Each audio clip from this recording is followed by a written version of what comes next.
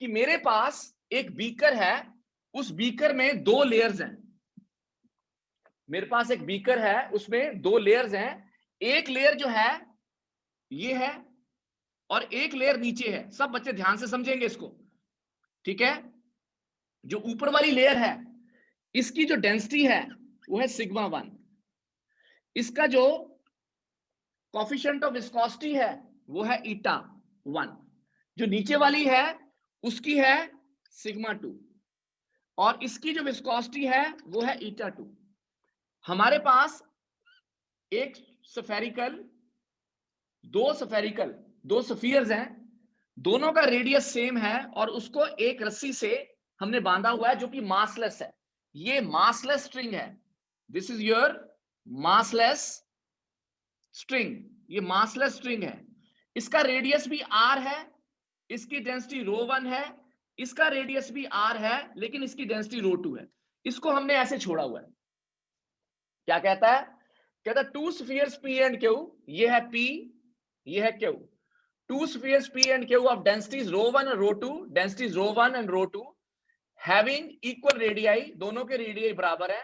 The spheres are connected by massless string, ये एक massless string से कनेक्ट किए हैं and are placed in liquids L1 and L2, ये liquids L1 और L2 में हमने इनको रखा है जिनकी डेंसिटीज हैं ρ1 and ρ2 हमारे पास। अच्छा, इसकी डेंसिटी जो है वो ρ1 ρ2 नहीं है, सिग्मा 1 एंड सिग्मा 2। इसकी जो डेंसिटी है वो है sigma 1 and sigma 2। Viscosities eta 1 and eta 2 respectively, इनकी विस्कोसिटीज ईटा 1 और ईटा 2 रिस्पेक्टिवली है। Spheres P and Q are now floating, ये फ्लोट कर रहे हैं। इसको जब हमने छोड़ा तो ये ऐसे करके आपके पास फ्लोट कर रहे हैं, ठीक है। Floating in layers L1 L2, ये लेयर हमारे पास L1 है, ये L2 है। ये हमारे पास L1 लेयर है, ये L2 लेयर है, इसमें ये फ्लोट कर रहे हैं। कहता है इफ स्फीयर P, ये जो स्फीयर P है अलोन इन L2, अगर ये स्फीयर P हमारे पास ये वाला स्फीयर, वो P स्फीयर अगर L2 में चला जाए और उस वहां पर उसकी टर्मिनल वेलोसिटी हो Vp, वहां पर उसकी टर्मिनल वेलोसिटी हो Vp और Q चला जाए हमारे पास L1 में, और Q चला जाए टर्मिनल, और Q has terminal velocity Q2 Vq, कहां पर? अगर वो L1 में चला जाता है, अगर वो L1 में चला जाए तो हमारे पास ये, तो फाइंड Vp अपॉन Vq। ये हमारा आज का क्वेश्चन है। अब मैं इसको रब कर रहा हूं ताकि मैंने आपको बता दिया ये क्वेश्चन क्या है। कि हमारे पास हमने इसकी रेशियो निकालनी है, magnitude of Vp, that is terminal velocity of P sphere and terminal velocity of Q sphere, दोनों की हमने रेशियो निकालनी है कि वाकई रेशियो हमारे पास होती क्या है। तो देखते हैं क्या कहता है। तो हमारे पास क्या कहता है ये देखते हैं। ये आ गया, चलिए तो अब हम इसको स्टार्ट करते हैं। लो जी, ये लो। तो जब हमने इसको स्टार्ट करना है, क्या कहता है, पहले हम फ्री बॉडी डायग्राम बनाते हैं। तो जो क्वेश्चन था हमारे पास उसको देखते हैं।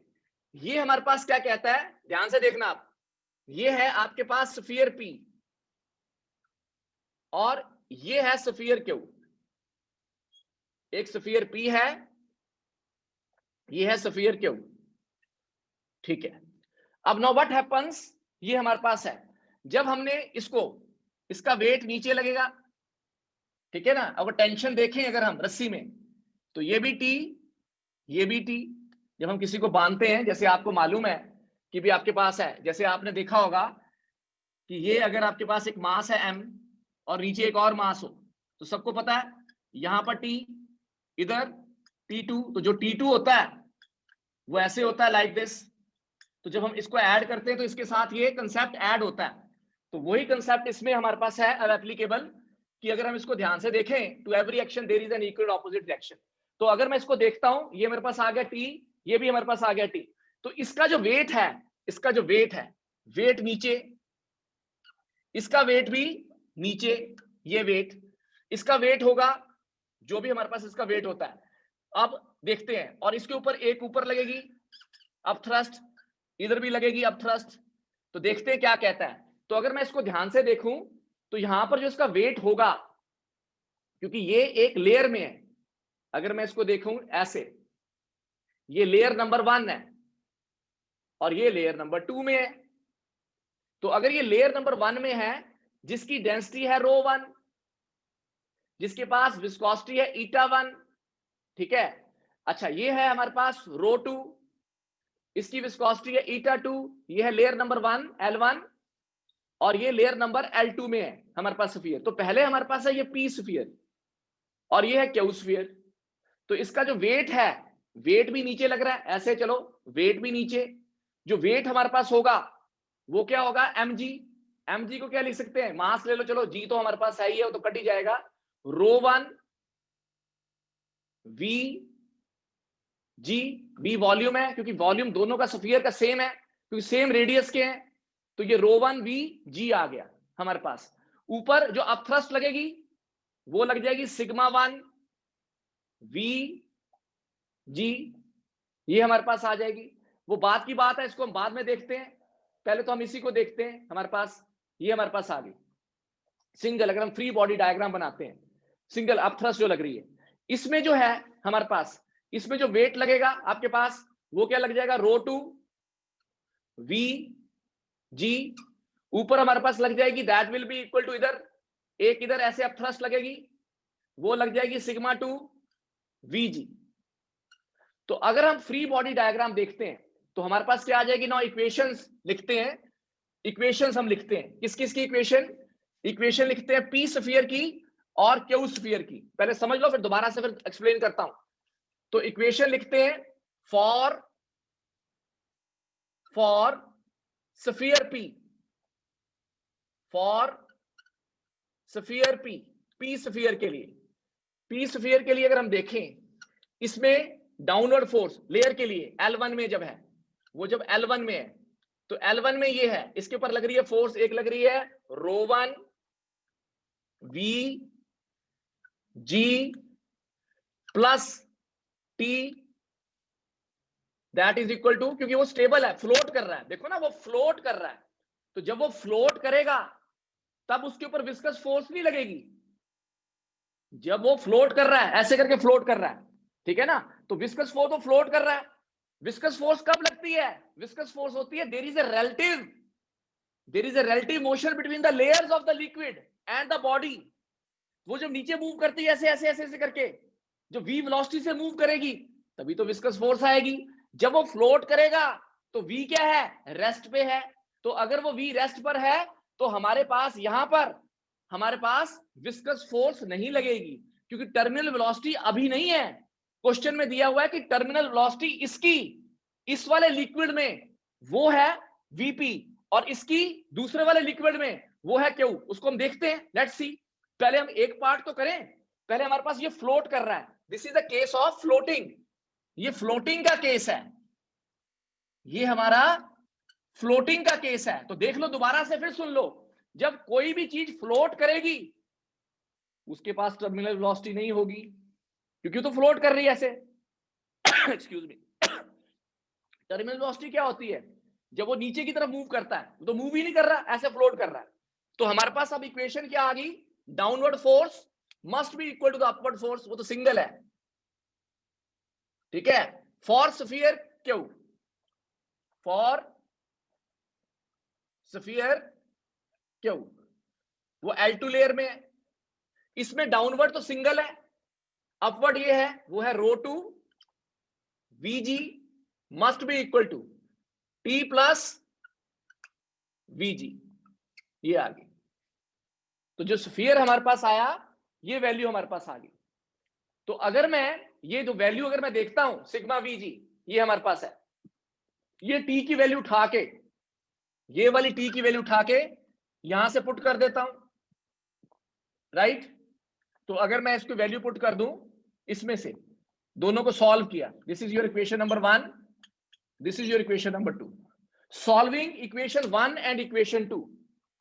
Now solving equation 1 and equation 2 solve करते हैं, सॉल्व करो साथ साथ। सॉल्विंग इक्वेशन 1 एंड इक्वेशन 2, हमारे पास क्या आ जाएगा, यहां से अगर मैं यहां से t देखूं तो t मेरे पास आ गया, that is ρ2 vg minus sigma 2 vg। ये t की वैल्यू उठाई, इसमें पुट कर दी। Now substitute the value of t, जब आपने पुट की, ये आ गया ρ1 VG प्लस T की value ρ2 VG sigma 2 VG is equal to sigma 1 VG। VG cancel हो गए, सबके पास VG कैंसिल थे, तो क्या आ गया, sigma 1 minus ρ2, sigma 1 minus ρ2 must be equal to ρ1 minus ρ2। ये एक इक्वेशन आ गई, विच इंप्लाइज, एक इक्वेशन मेरे पास आ गई। इसके साथ इसको इधर ले गए, इसको इधर ले गए, ठीक है, ये वैसे ही रहने दिया, ρ1 minus ρ2। This is my equation number 1। ये मैंने पहले कैलकुलेट कर लिया, ये मेरा फर्स्ट पार्ट आ गया। अब मैंने सेकंड पार्ट करना है। सेकंड पार्ट का मतलब, ये तो मेरा पहला आ गया जब फ्लोट कर रहा था। अब सेकंड पार्ट क्या कहता है इस क्वेश्चन का? इस क्वेश्चन का सेकंड पार्ट कहता है कि ये मेरा बीकर है, राइट। सेकंड पार्ट सेकंड क्या कहता है? ये बीकर है, लो जी, ये बीकर है, लो। इस बीकर में ये मेरे पास एक स्फेरिकल स्फीयर है, ठीक है। ये स्फीयर जो है ये है P, क्वेश्चन में दिया हुआ है, और ये इसकी टर्मिनल वेलोसिटी भी अब दी हुई है, लेकिन ये किस में है? This is in layer number 2। तो ये लेयर नंबर 2 में है। लेयर नंबर 2 के लिए मैंने ऐसे बना दिया, लो, ये बना दिया लेयर नंबर 2। ये मैंने ले लिया स्फीयर, ये लेयर नंबर 2, ठीक है। इसमें मैंने ले लिया ये स्फीयर, ये रहा, ये स्फीयर है मेरा, ठीक है। ये है P स्फीयर लिया लेयर नंबर 2 में। तो इसको अलग से बनाते हैं, डायग्राम फिर बनाते हैं। ये है हमारा स्फीयर P, ठीक है। ये है लेयर नंबर 2। जो लेयर नंबर 2 है, ये लेयर नंबर 2 में है अकॉर्डिंग टू क्वेश्चन। क्वेश्चन कहता है कि लेयर नंबर 2 में है, तो अगर ये लेयर नंबर 2 में है, इसका वेट नीचे, इसके ऊपर दो फोर्सेस अब लगेंगी क्योंकि टर्मिनल वेलोसिटी दी है। एक आपके पास होगी विस्कस फोर्स, एक आपके पास होगी अपथ्रस्ट, और एक हमारे पास होगा इसका वेट। ये हमारे पास आ गया लेयर नंबर 2 में। तो अब हमने लिखना शुरू किया, वेट तो आ गया ρ1 VG, ठीक है। और जो हमारे पास आया, क्योंकि इसकी डेंसिटी जो है वो सिग्मा 2 है लेयर 2 में, इसके पास जो अपथ्रस्ट आई वाई सिग्मा 2 VG, और ये जो हमारे पास आया आपके पास विस्कस फोर्स, वो आ जाएगी 6 पाई ईटा। ईटा इसके लिए है ईटा 2, ठीक है। वेलोसिटी उसने बोला हुआ है, वेलोसिटी हमारे पास है दैट इज VP, वेलोसिटी इसकी है VP। तो अगर हम इनको बराबर बराबर कर दें, इसको बराबर कर दें, आपको मालूम है इसका मतलब total downward force will be equal to total upward force. ये इक्वेशन मैं साइड पे लिख लेता हूं, मुझे इसकी जरूरत पड़ेगी। Sigma 1 minus ρ2, sigma 1 minus ρ2 must be equal to ρ1 minus ρ2, equation number 1। इसकी मुझे जरूरत पड़ेगी। इसको मैंने रब करता हूं, तो अगर मैं इसको रब करता हूं तो सबको मालूम है कि जो टर्मिनल वेलोसिटी का जो कंसेप्ट होता है, टर्मिनल वेलोसिटी का कंसेप्ट होता है, उसमें वेलोसिटी का फार्मूला होता है 2/9 r² ईटा रो माइनस सिग्मा इंटू जी, ये फार्मूला होता है। तो अगर हमने वीपी के लिए लिखना है, तो वीपी के लिए क्या आ जाएगा? वीपी बना दो 2/9, यहां से इसको सॉल्व करेंगे अगर हम, 2/9 r² ईटा, ईटा है ईटा 2, रो माइनस सिग्मा, रो की जगह आपके पास आ जाएगा ρ1, क्योंकि आपके पास है ρ1 माइनस सिग्मा 2 इंटू जी। ये आ गया फॉर P के लिए, ये आ गया P के लिए। अब वो क्या कहता है? कहता है जो Q है वो लेयर 1 में है। तो अगर मैं इसको रब कर दूं, इसकी मुझे जरूरत नहीं है, ये मेरे पास इक्वेशन आ गई, ये इक्वेशन आ गई मेरे पास, लो जी। ये मेरे पास इक्वेशन आ गई जो मैंने बनाई है। अगर मैं वैसे लिख देता तो आपने मेरे से 10 सवाल पूछने थे कि सर ये ऐसे कैसे लिख दिया आपने। अब कहता है अकॉर्डिंग टू द क्वेश्चन जो स्फीयर क्यू है, ये जो स्फीयर क्यू है, दोबारा से फिर बनाया, ये लो ऐसे। अब जो है लेयर हमारी, वो लेयर ये वाली है, रेड वाली लेयर ऊपर, ठीक है, इस वाली लेयर में, ठीक है ना। इस वाली लेयर में अगर है, मान लेते हैं यहां पर है, ये है क्यू, तो अब हमने इसको बनाना है, अलग से देखते हैं कैसे बनाते हैं। तो हमने फिर वही लिया, ये लो, ये बना दिया, ये हमारी लेयर बन गई, ये है लेयर L1। इस L1 में हमारे पास जो स्फीयर है वो है क्यू, ये क्यू स्फीयर है, ठीक है। अच्छा, इसका वेट भी नीचे लगा, इसके ऊपर भी विस्कस फोर्स ऊपर ऐसे, लेकिन यहां पर η1 डेंसिटी σ1, इधर आपके पास आ जाएगा ρ2, क्योंकि इसके पास इसका ρ2 है सेकंड वाले का, ρ2 Vg, और इधर आपके पास आ जाएगा σ1 Vg, ये आ जाएगा 6 पाई η1 R, साथ में आ जाएगा VQ ये। और जब आप इसको सॉल्व करोगे सेकंड के लिए, जब आप इसको सॉल्व करोगे सेकंड के लिए, जो सॉल्व किया तो उसने क्या दिया, वो आ गया that will be equal to VQ which will be equal to same formula, इसको ऊपर वाले को नीचे वाले के बराबर कर दिया, 2/9 R² बाई η1 ρ2 माइनस σ1 इंटू जी। ये आ गई इक्वेशंस। अब उसने क्या पूछा है, उसने पूछा है कि इसकी रेशो क्या होगी। तो आपने क्या किया, VP ओवर VQ, ठीक है, ये 2/9 R² η2 ρ1 ρ2 G divided by 2/9 R² N1 ρ2 σ1 G divide कर दिया। लेकिन उसने पूछा है आपसे मैग्नीट्यूड में, मैग्नीट्यूड में पूछा है।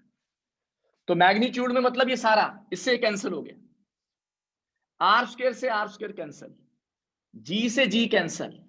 अब बड़ी मजेदार बात क्या है, ये ρ1 माइनस ρ2 मैग्नीट्यूड, ये मैग्नीट्यूड इसके बराबर है, इसमें से ये घटाया ρ1 minus ρ2 that is equal to ρ2 minus ρ1, लेकिन वो मैग्नीट्यूड में है, बराबर है। From equation 1 and equation 2 we get, ये दोनों बराबर हैं, ये भी कट गए फ्रॉम इक्वेशन 1 और 2 से, क्योंकि मैग्नीट्यूड में है, नेगेटिव और पॉजिटिव का कोई चक्कर ही नहीं है इसमें, सिर्फ पॉजिटिव ही लेना है। From equation 1 and from equation 2, तो क्या आ गया, फ्रॉम इक्वेशन 1 एंड इक्वेशन 2, ये इन दोनों को जब हमने सॉल्व किया तो ये ऊपर चला गया, तो VP मैग्नीट्यूड में ओवर VQ रेशियो निकालनी थी, that will be equal to, हमारे पास क्या आ जाएगा, that will be equal to η1 over η2, that is your answer. समझ आया बेटा?